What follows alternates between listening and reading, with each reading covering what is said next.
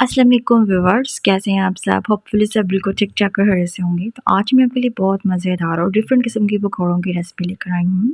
Potato bread roll pakora की recipe है ये। बेहद मज़े के पकौड़े भी आपको इसमें मिलेंगे इस रेसिपी के बीच में और रोल्स भी। बहुत आसान रेसिपी है और रमज़ान और इफ्तारी के लिए बिल्कुल परफेक्ट रेसिपी है। तो स्टार्ट करते हैं अपनी इस रेसिपी को और देखते हैं ये मज़ेदार से पोटैटो ब्रेड रोल पकौड़ा मैंने कैसे बनाए हैं। बिस्मिल्लाहिर्रहमानिर्रहीम। तो सबसे पहले हमने यहाँ पे 4 उबाइल आलू ले लेने हैं और उसको मैश करेंगे हम। गरम-गरम से आलू हैं तो इसको मैश कर लेंगे आसानी से मैशर के साथ। इसके बाद हम इसके बीच में आधा चम्मच नमक ऐड करेंगे, आधा चम्मच हम सुरख मिर्चियों का पाउडर ऐड करेंगे, आधा चम्मच काली मिर्चों का पाउडर ऐड करेंगे और आधा चम्मच धनिया पाउडर ऐड करेंगे और आधा चम्मच हमने ज़ीरा पाउडर इसके बीच में ऐड करना है। थोड़ा-सा पुदीना ऐड करेंगे, आप धनिया भी ऐड कर सकते हैं मगर मैं पुदीना ऐड कर रही हूँ। अब इन सारी चीज़ों को हमने मिक्स करना है।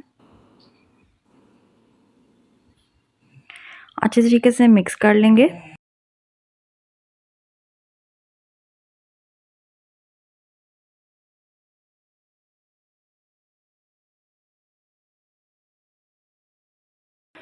बहुत अच्छे तरीके से हमने आलू मिक्स कर लिए। अब मैंने ब्रेड के यहाँ पे तकरीबन 8 से 9 स्लाइसेस लिए हैं। तो अब हम टेबल को क्लीन करेंगे, उसके बाद ब्रेड का एक स्लाइस रखेंगे और उसके चारों कॉर्नर्स हमने काट लेने हैं।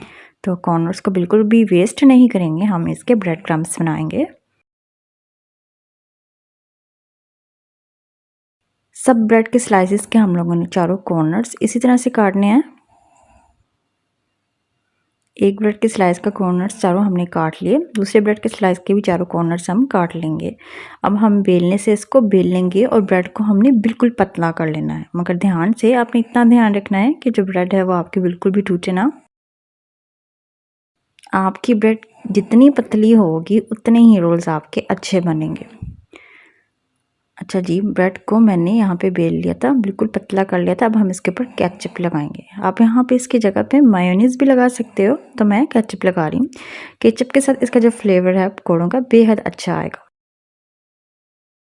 इस तरह से हमने पूरी ब्रेड पे केचप को स्प्रेड कर देना है।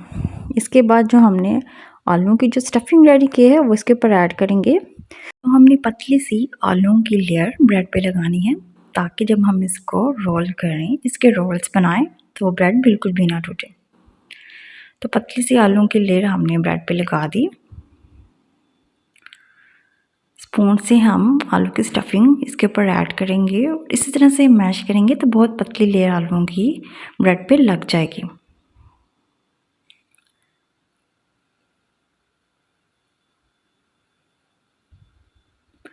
अब हम इसके रोल बनाएंगे। तो ब्रेड का एक कॉर्नर पकड़ेंगे और इसको फोल्ड करते जाएंगे आहिस्ता आहिस्ता से।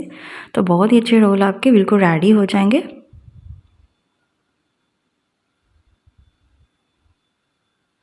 एक रोल बिल्कुल रेडी हो गया।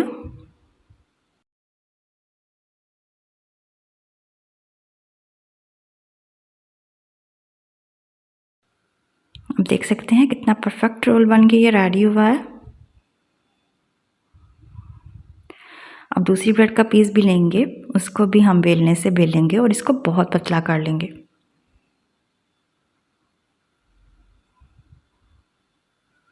बेलने से बेलने के बाद अब हम इसके ऊपर केचप लगाएंगे।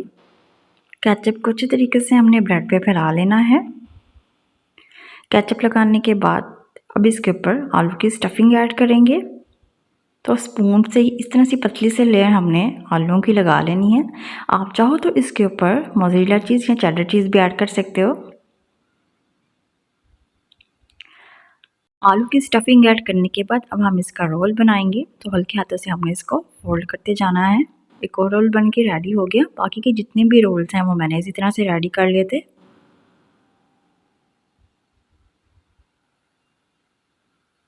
अब हम एक बाउल लेंगे, उसके बीच में हमने 1 कप मैदा ऐड करना है, साथ उसके आधा चम्मच नमक ऐड करेंगे, आधा चम्मच हम धनिया पाउडर ऐड करेंगे, आधा चम्मच हमने सुरख मिर्चों का पाउडर ऐड करना है और थोड़ा सा हम ज़ीरा ऐड करेंगे। तो इन सारी चीज़ों को हमने मिक्स करना है। अब एक हम पानी का गिलास लेंगे और थोड़ा थोड़ा करके इसके बीच में ऐड करते जाएंगे और साथ इसको मिक्स करते रहेंगे। हमने इसकी पेस्ट बहुत थिक नहीं बनानी, नॉर्मल पेस्ट हम इसकी बनाएंगे।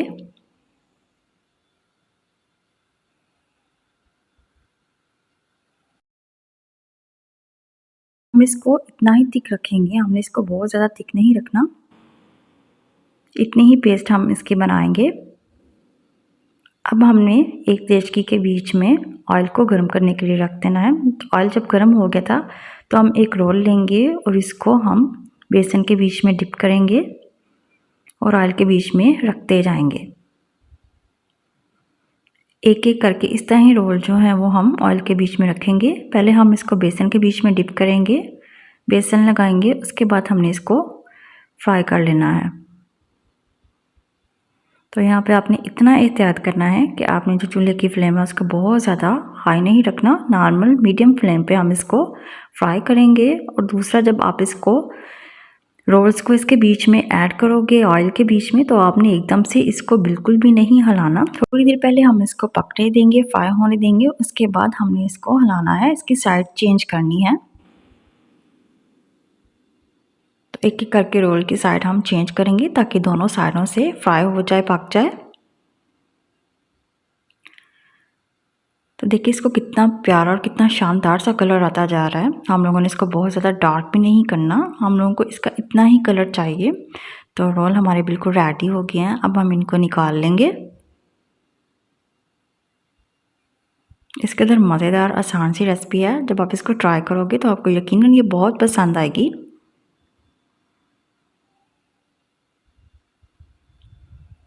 तीनों रोल मैंने निकाल लिए, बाकी के जो रोल रह गए थे वो भी हम एक एक करके ऑयल के बीच में ऐड कर देंगे।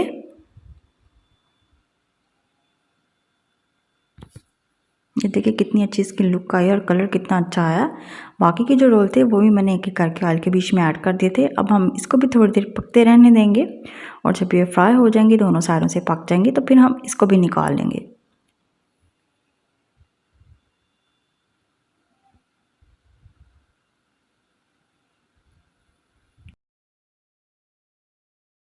बेहद मज़ेदार और डिफरेंट सी रेसिपी बिल्कुल रेडी हो गई। आप इसको मस्ट ट्राई करना है रमज़ान के बीच में, आपको इसका जो टेस्ट है वो बहुत अच्छा लगेगा। आप इसके बीच में कोई भी फिलिंग ऐड कर सकते हैं, आप चाहें तो इसके बीच में चिकन की फिलिंग भी ऐड कर सकते हैं या वेजिटेबल्स की फिलिंग भी ऐड कर सकते हैं।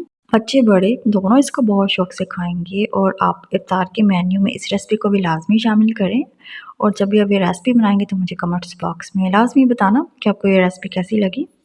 अगर आपको मेरी रेसिपीज़ पसंद आ रही हैं तो मेरे चैनल को लाजमी सब्सक्राइब और मेरी वीडियो को लाइक कर दिया करें। और नेक्स्ट इससे भी किसी आसान सी अच्छी सी रेसिपी तक के लिए अल्लाह हाफिज़ और अपना बहुत ख्याल रखिएगा।